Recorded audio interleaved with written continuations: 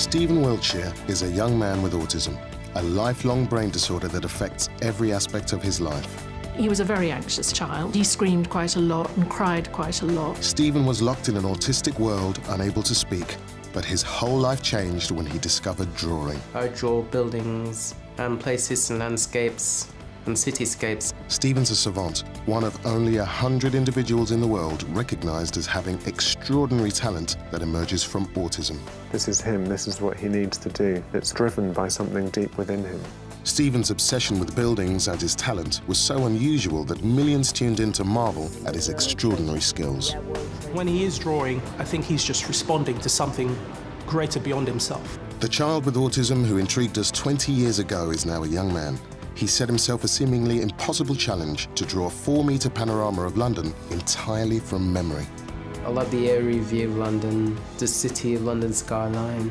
Stephen has only 15 minutes to memorise 7 square miles of the city. The big panoramic drawings is something I don't think anyone else could do. And only 5 days to draw the scene onto this canvas, a feat that will push him to his limits.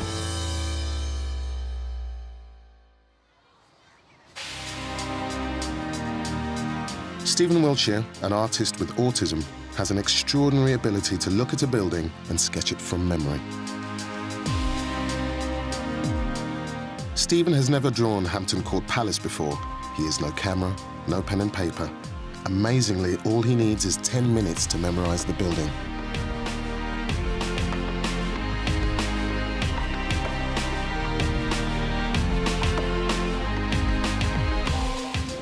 I'm drawing a Hampton Court Palace. It's very, very historical. Very nice agent, and then sticking back in time.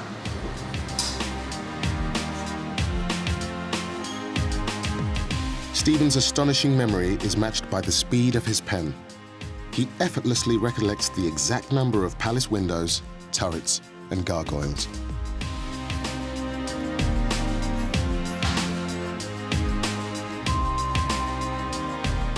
So this is Hampton Court Palace. It's a scene from the memory I've just drawn. This picture has taken Stephen less than an hour to complete. His skills as an artist working from memory are unmatched anywhere in the world. He is unique. Stephen's drawing skills have baffled experts for years. He's come to Cambridge to meet Professor Simon Baron-Cohen, the country's leading expert in autism. That's a merchant's, that's a residential 43-storey tower. What will the professor make of Stephen's incredible artistic ability? Does that mean 43 floors? Yeah. Okay. The way you've drawn it, are there 43 floors in there? Yeah. When you first looked at it, again, were you counting when you looked at how many floors it had? Yeah. Do you just do that automatically, counting the number of windows or the number of objects in a scene? Sometimes they're from the scene. Yeah. And then from photographs. Right. Because, you know, a lot of people walk around and they look at the world, but they don't spend their time counting. But you seem to be naturally counting, which is a very quantitative, a very precise way of seeing the world, you know, where you're sort of carving up the world into objects and getting the number exactly right. Yeah. So it's a gift. What we're seeing within one person is a lot of different skills all coming together at a very high level. Spatial ability, memory, this remarkable attention to detail. And, you know, it may be that some people would have some of the skills, but not all of them. In Stephen, they're all coming together, and, you know, he must be one in a million. With only 100 recognised savants in the world today, Stephen is part of an exclusive club. They said to me, because you're a genius, yeah, because I was very proud and very pleased about all my work. But Stephen's relaxed and confident demeanour today is in stark contrast with when he was a child. We shall shortly be arriving at King's Cross with the service will terminate. As a toddler, Stephen was locked in an autistic world. He was mute, only communicating through screaming fits. My earliest memories of Stephen, certainly as he became more vocal as a youngster, was highly animated. I don't think disruptive is the right word, but certainly the outbursts caused a lot of concern. The best way to describe those outbursts would be sort of temper tantrums, for want of a better description. Keeping in mind, nothing would trigger it. It was just something that would just happen. At that time, in the mid-70s, we didn't understand what autism was. Children with autism, as far as we understand it, cannot communicate as well as other children simply because there's a difference in wiring in the brain, and they just don't have the facility that others have to learn language, pick up on language, right from the beginning. Stephen was diagnosed with autism 30 years ago. Today, as then, children with autism find speaking and social interaction difficult. Without the language skills that we all take for granted, children with autism suffer high levels of stress. When Stephen first came here, he was a very anxious child. He came here at 4. He screamed quite a lot and cried quite a lot. You haven't got the language. You can't say to the child, Stephen, why are you upset? Tell me. You just have to try and work it out. And clearly, someone very cleverly worked out that the calming factor for Stephen was drawing. I calm myself down, because then I could do drawing. That becomes sensible. By using drawing to pacify a stressed Stephen, the school had stumbled upon something that would change his life. One Sunday, I noticed Stephen in another world, literally on our living room floor, doing a drawing. It was the front facade of Selfridges. It was absolutely beautiful. Certainly not to the standard that he is now, but for a youngster, probably, how old was he? 6 years old at the time? That's what I could still say it in my mind. Started drawing some London landmarks from memory. I've seen pictures and from TV. Drawing was the key that unlocked Stephen's autistic world. But how did a boy with a love of buildings become one of the world's most famous autistic savants? Stephen Wiltshire's incredible artistic ability was revealed to the world when he was just 11. The boy with autism became the country's best-known child artist. His talent was first discovered at Queensmill's Special Needs School. Hello, my name's Stephen Wiltshire. Nice to meet you. I remember. 22 years later, he's returning to the school. He's bringing with him a print of a picture he drew while at Queensmill. 25 years ago. Oh, wow. That's the Natural History Museum. I was at the Queensmill School. Thank you very much. You're welcome. That's absolutely beautiful. We shall treasure that and frame it and put it on the wall, because you're one of our most famous pupils, aren't you? Well, actually, you are the most famous pupil. Yeah, so. very famous. Very famous, exactly. Thank you very much indeed. Thank you, That's pleasure. wonderful. When Stephen was a pupil here, his future did not look bright. So how did a mute boy with an involuntary tic transform into the Stephen we see today? Sometimes I didn't speak to anybody, because I said to the teacher, paper. Just said the word paper, and then the teachers came to a piece of paper and then grabbed a crayon and started to draw. You thought he was just scribbling, but when the end result, that's what I can't get over with Stephen. We didn't really make a huge issue of it, did we? But we did always make sure he had plenty of paper and that to draw with, and he spent most of his days doing it. That opened a whole new world for Stephen, where he was this boy that was sort of appeared to be within himself. He was flourishing. The communication just came with the drawings. Look at the church. That's the Royal Lancaster Hotel. Over 20 years, I pointed out the landmarks and look, the church, the Royal Lancaster Hotel and the Royal Albert Hall. I come back to school and I draw it from the memory. When Stephen realised that he could depict a controlled world onto a piece of paper, it allowed him to find control in his life. There was a shift, and whenever I would see him, I would sense a gradual growth in confidence and self-esteem. Stephen's remarkable talent helped him develop as a boy, but how unique was he? It is important that parents understand that not every child with autism has a wonderful gift like Stephen has, because it would be cruel to hope for that, for every parent to hope for that. I mean, I would always say that every one of our children has enormous strengths, but it's rare for children to have such an amazing talent as Stephen. Hello, kids. Hello, how are you? How are you all doing? Say hello. Hello, hello. This is Tim. Hello, Tim. Hello. Stephen, how are you doing? You good? Are you being a good boy? Yes. All the time, aren't you? Yes. Do you want to join us? Or are you supposed to be at the other end? I want to join you. Let's see then. Do you remember playing with Play-Doh when you were at school? Yeah, the plasticine. Yeah. Do you still use it? Or have you grown out of it now? Yeah, just growing up a bit now. When Stephen was a pupil here, he had limited vocabulary and couldn't maintain eye contact.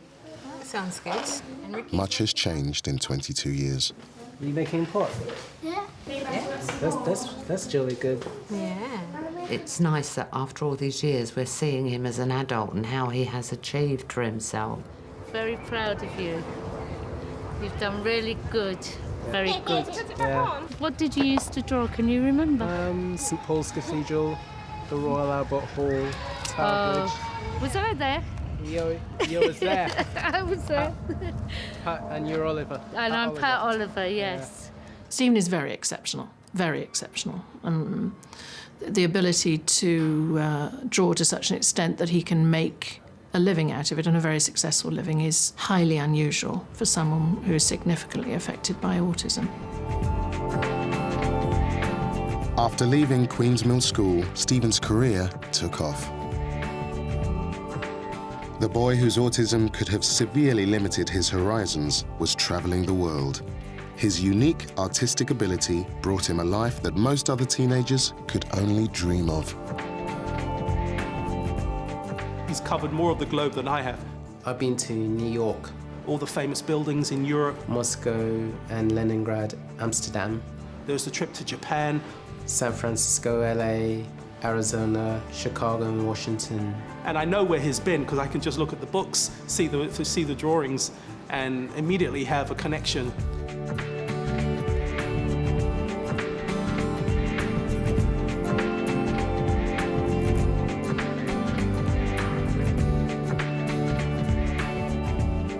He has joined a very elite club of great artists, no question about it.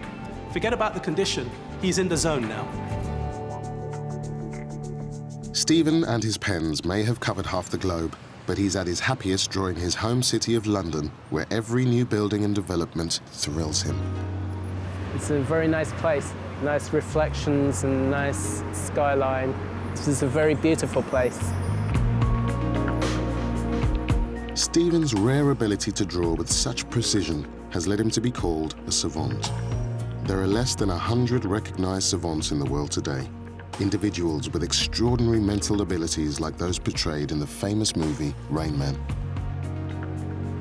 We define a savant as someone who is an individual with an island of talent. There are some that capture the sort of public's attention because the juxtaposition of their talent against their disability is very remarkable to people. There are autistic savants who are musical or maths geniuses. Stephen is the world's most famous artistic savant, with 4 books and thousands of drawings to his name. This is now finished, and this is going to be very brilliant, because I'm famous. We should remember that when we're thinking about his art as a way of teaching us about autism as a whole, that he is in some way, Stephen is in some ways quite exceptional. What started off as a strong interest, and which clinically would have been called an obsession, but which he's been able to use, almost his passport into an independent life. For many young people with autism, the thought of independent travel may provoke fear and upset. For Stephen to draw the buildings he loves, he has had to learn to travel on public transport alone. If I want to go out and do sketching outside, if I travel around London to do sketching for fun. It is extraordinary that he's learnt to travel by himself, because he will no doubt have a high level of anxiety of any change, anything different, anything that might change. He has inspired confidence in us and his family to let him go off and do his own thing, navigate life, and develop the resources required to be independent for himself. And really, it just proves, in spite of the condition, there are little pockets where he can feel alive for himself and not feel constrained by anything or anyone. And I think it's wonderful. It's freedom. Yeah, good. Another place that Stephen travels to in London by himself is his weekly piano lesson. Up here. Let's see if you can play those that speed. Each new skill that Stephen learns boosts his confidence. You see how easy that is? That's not so hard. Not so hard. It gets hard when you try to put that bit with it. Yeah. When I first met Stephen, he was agreeable, but he's now he's developed into a real person, I guess you could say. I mean, he was a real person then, obviously, but he's much more outgoing now than he was when I first met him. His language problems have improved a great deal. When we used to do songs a while back, he always had a lot of trouble singing the lyrics. But now that's not so much of a problem for him. Darling, stand by me. Oh, stand by me. Oh, stand by me. Yeah. He's made strides out of all recognition of what he was before. Stephen's drawings, books, and unique story have made him world famous. He's been awarded an MBE, and today has his own prestigious gallery near Trafalgar Square, which attracts tourists and Londoners alike. I love people coming up to say, and customers said to me, "Hello, how are you?" And I said, "I'm fine, thank you. I'm Stephen, nice to meet you." It was a great. I was very kind to the people. I was very proud. I defy anyone to look at his pieces and not come away moved or touched or inspired. Stephen's gallery shows the breadth of his work. He's moved from just pen and ink to try different techniques, learnt as part of his art degree. He finished the degree, and he did well in the degree, and put on a good show of work. And then I think because he was really interested in printmaking and enjoyed etching, it made sense for him to come back here and work here part-time. Well, I like to came here for fun, doing some print making some lithographs.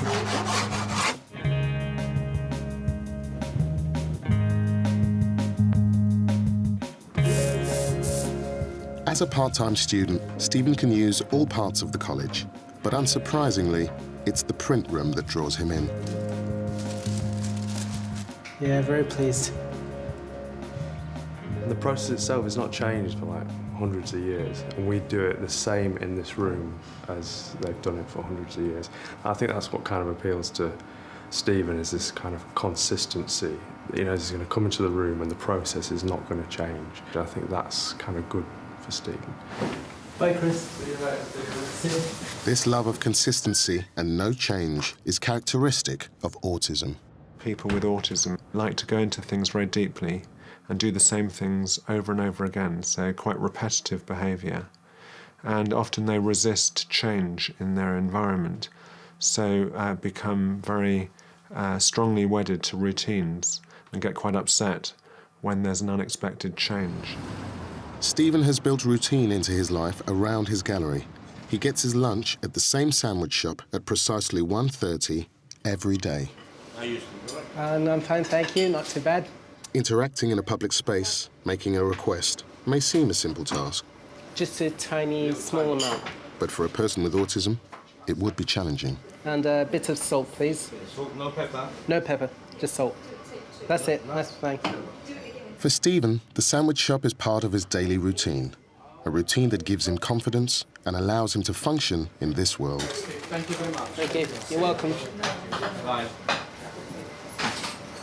Bye-bye. Bye, Steve.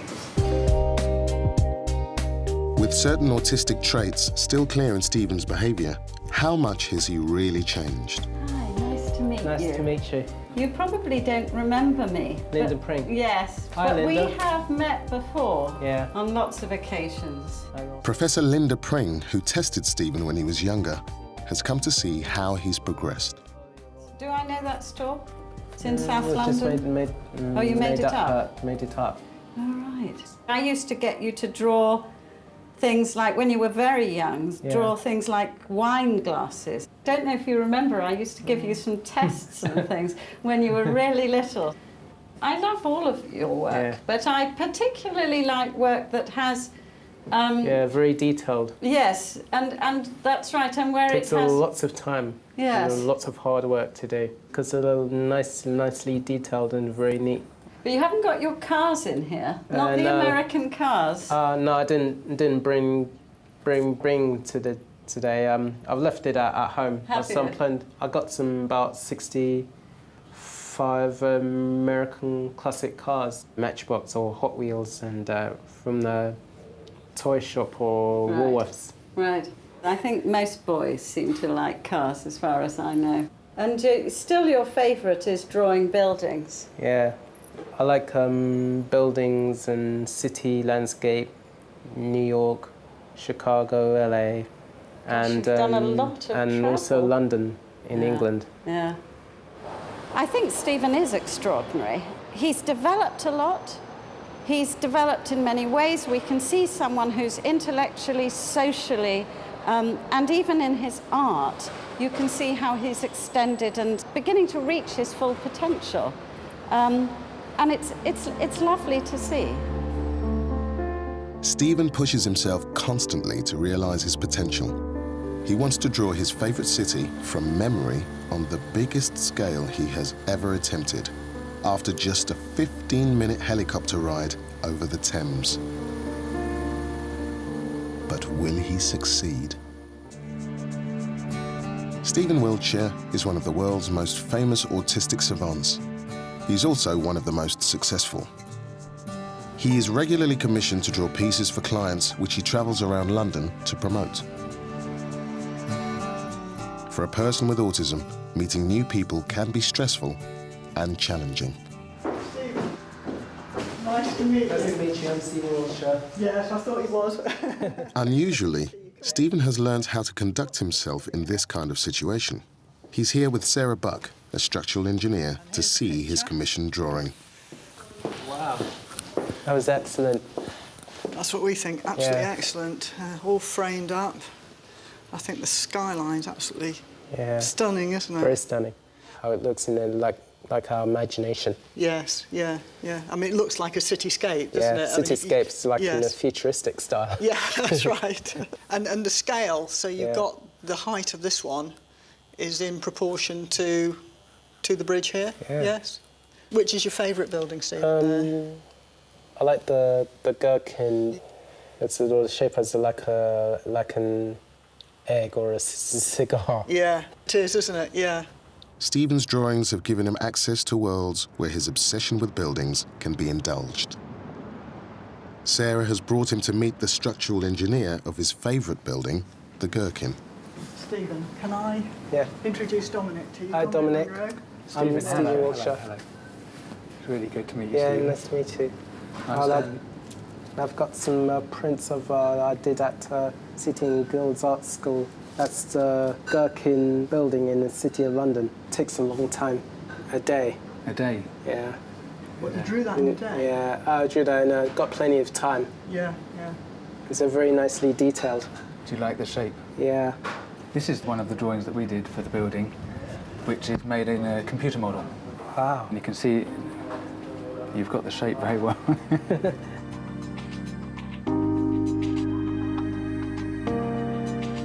And you see this one, see some cranes working there? Yeah. They're going to build a new skyline. Yeah. The Heron Tower. That's right. How do you know what's going to be built, Stephen? How do you find out about that? I saw it in the papers Right. and magazines. You make sure you know what's coming along. Yeah.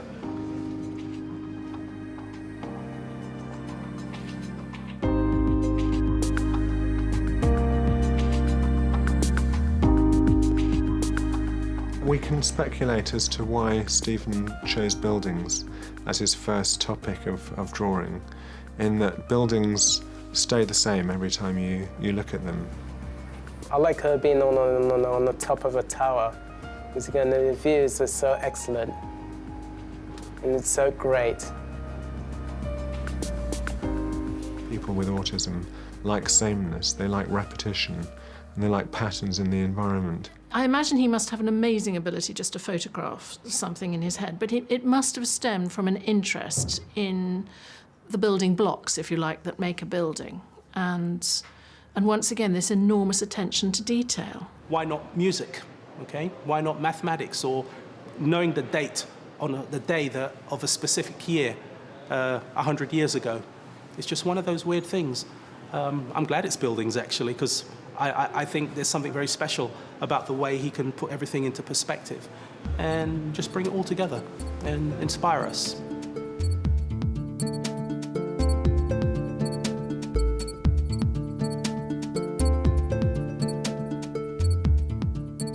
Lack of imagination is one of the symptoms of autism. So is Stephen's work technical drawing, or is it creative? It's sometimes said that people with autism are very good at the technical aspects of understanding, whether it's in music or in drawing, but that they may not be creative, so that they may see the patterns and understand the lawful relationships, but they may not be generating anything novel. But there are plenty of examples in Stephen's work of originality coming in, of taking those patterns and rearranging them in a novel way. He's not robotic at all. He isn't a human camera. He is definitely putting in his own agenda. There is a passion in his work, and you can see it in the expressiveness of the drawings. Stephen's extraordinary talent is recognised by those who design and construct buildings. Hi, Stephen. How are you? Very well, thanks. Are you? Yeah, I'm fine. Yeah, well, welcome to Foster and Great. Partners. Stephen has been invited by architect Narinder Sagu to see the practice's work. And this is something you'll recognise. Oh yeah, I like this whole thing. That's City of London skyline. Yeah. For Stephen, being surrounded by models of buildings is like a child in a sweet shop. There is just too much to savour. And That's the Barbican Towers. Yeah. We use these kind of models to, when we're designing new buildings, to see what they'll look like in the skyline. And that's nice. you recognise this one? There? That British Museum. Yeah, that's and that's BT Tower. BT Tower, yeah. Yeah, that's cool. And what's that one? This is a project called Central Markets. Do you recognise that building? Oh yeah, that's this is in Hong Kong. Yeah. Hong Kong Bank. And This that's is, the old Wembley Stadium. That's right, yes. The difference of before and after and the scale difference. Yeah. Wow. This looks very nice. Very nice. That was excellent. When Stephen wants to draw, he doesn't stand on ceremony. He just does it. Stephen's actually 1 year older than me, and I remember seeing him on TV when I was younger, and being a young young artist myself, I think Stephen quite easily falls in my list of people who are inspirational to me. Even. He's a real artist. I mean, the way he's composing the drawing as he's going along and getting the scale so accurate at the same time is something that not many people can do without years of practice and learning. But even if he does decide to rub it all out once he's done it. Well, I'm trying to get things done. I love the fact that you can rub out the whole drawing and start again and say, I'd like to rephrase what I'm saying in a way, but with a pencil or a pen is something that, we should all have. I always think that, drawing is a powerful language, a language which is just like the verbal language we use or written language that we use, and something that is universal and, you can use anywhere in the world. And we all have it somewhere in our brains. It's just that some have it unlocked to certain degrees and some have it kind of hidden away. Wonderful. Yeah. Very pleased. Very nice. And he's very nice. He's very talented. He designs buildings. And this is the model of it being done. If you ever need to come back and draw this again, you're welcome any time. Yeah, I love to. Stephen enjoyed his time at Foster and Partners. He did, however, struggle with completing a sketch of a small model of London. Hi, Carla, how are you? He now has a day's grace to relax and prepare himself for a much bigger challenge, a 4-metre panorama of London. I'm going to go for a helicopter ride around London. Fantastic.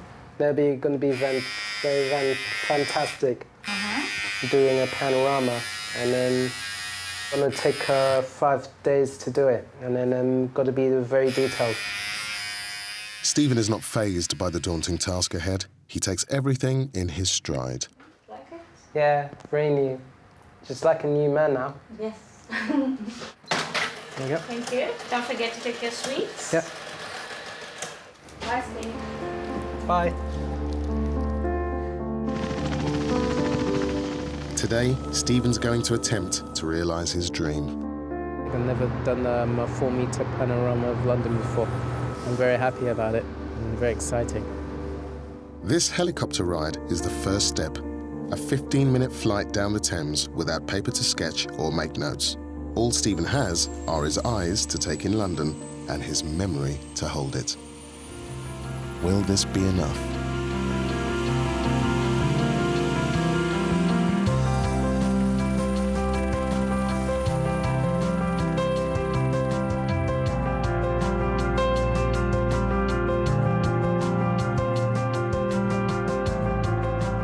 I draw it by looking at about 10 or 15 minutes, and it gets into my brain by ear in my head, and then draw it from the memory. People use the term photographic memory in a lay fashion, but more technically there is something called eidetic memory, where people have a very accurate image of what they've just seen, which lasts beyond the usual few seconds that most of us have it for. I can see everything by my head, and I know it very, very well.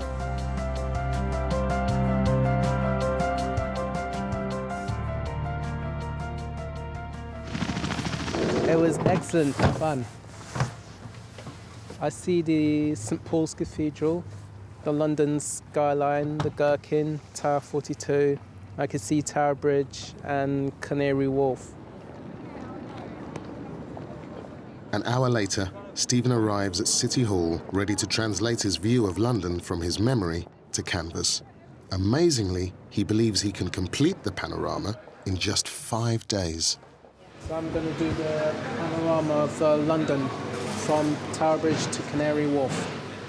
I think he's discovered that a really large canvas sets him a slightly different problem to consider with space.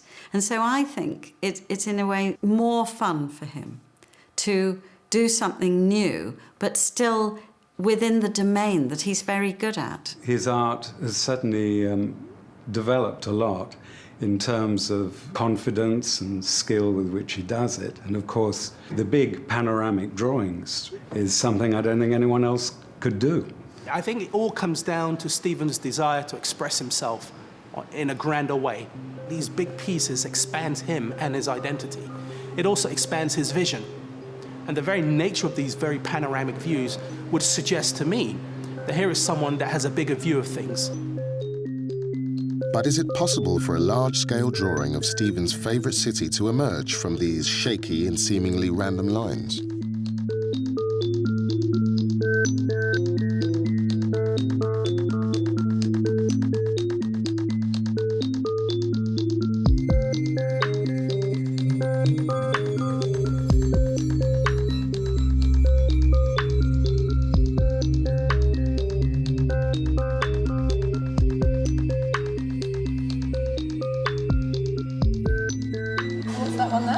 That's the council flats in that other Tower Hamlets.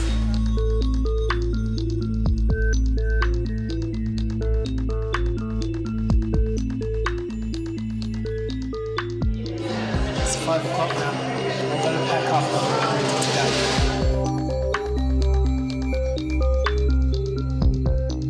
How do you get it so detailed? The details are very detailed. I can remember them quite very well. Number of some windows and everything. How old was you when you started becoming an artist?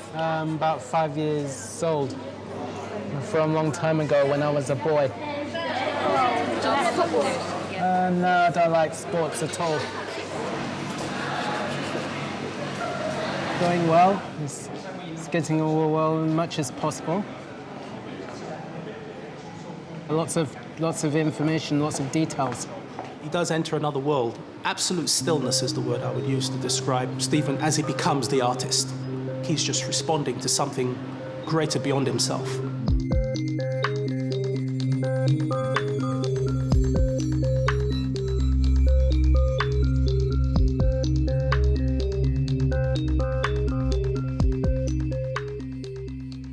Really, I have no idea how he can look at the world and then represent it on paper in this brilliant, solid way that he does. For 4 days, the public marvel at Stephen's panorama drawn from memory. Some even check how accurate his buildings are. My colleague came across a picture of Canary Wharf. He counted 16 across. So we came to see if he actually had 16 windows, and yeah, he does. Spot on. Stephen's younger visitors are less concerned with the drawing's details. Yeah, that's lovely. What's this one, sorry? This is Tower 42, is known as a NatWest building. Okay. Mary has brought this class of 8-year-olds from Stephen's old school to see him at work. I'm going to touch it. That's St Maryak's. Oh, that's the proper name for it. The proper name is known as AKA Gherkin. I don't know how to express it. It's wonderful, beautiful, and he's such a clever boy. Mary's so busy talking. Just so lovely to have been part of it. Really is amazing. When Stephen was 8, he was drawing detailed pictures. These children with autism do not have Stephen's savant ability, but they face the same problems of communication and social interaction that Stephen has successfully learned to overcome. Bye, little one. Bye, little one. Bye. Bye, Mary. Stephen has been drawing for over 25 hours. He has used 11 pens and 3 pencils in his quest to complete his panorama, which covers 7 square miles of the capital. But will it stand up to scrutiny? Experts will pass judgment on the panorama that he's drawn from memory. Hi, Stephen. Hello. Hi, I'm Jason. Hi, Jason. I'm the photographer. How are you doing? I'm fine, thank you. Yeah. Good. Got some amazing... Jason Hawkes photographs London frequently from the air, often following the same route that Stephen took. When most people go up over London, even though they live in London, often they get really lost. You know, they can't even tell whether they're on the South Bank or the North Bank. So the fact that he's here and he's picked up this building here, which they're actually demolishing at the minute, was a building my dad used to work in. It used to be Claremont Benson's years ago. The fact he's picked up on that and he's got it really, I noticed which building it was immediately. It's just incredible. The photographer has found an amazing accuracy in Stephen's panorama. Now it's the architect's turn to assess it. He's got this extraordinary way of picking up the kind of the landmarks and then the sub-landmarks and then, you know, the third and fourth level of detail that we might miss, which I think is very, very clever. But what will the structural engineer responsible for the form of buildings think of the panorama? What I find fascinating is from this position you're seeing the city in a particular angle and you're seeing Canary Wharf at a different angle, but you can pick out the street plans, and once you look at it you can orientate yourself and start to get your memories of the city into that location. The proportions of the buildings are very accurate in terms of, you know, St Moriac's being slightly lower than Tower 42, the Commercial Union building at halfway up, and St Paul's. So in terms of the heights and the Barbican behind, it all seems completely accurate to me over at Canary Wharf as well. It's quite remarkable. The experts are astounded by Stephen's panorama. But it's Michael, who's known Stephen since he was born, who takes him out of the detail to see his achievement in the whole. You can see London. Wow. Yeah, that's very I extraordinary. can only imagine this is exactly how you see it as well. Yes. I had a picture of it in my mind, and now that I've seen it, it's surpassed even my expectations. Is there anything that can surpass it? I don't think so. And I think this is a one of a kind.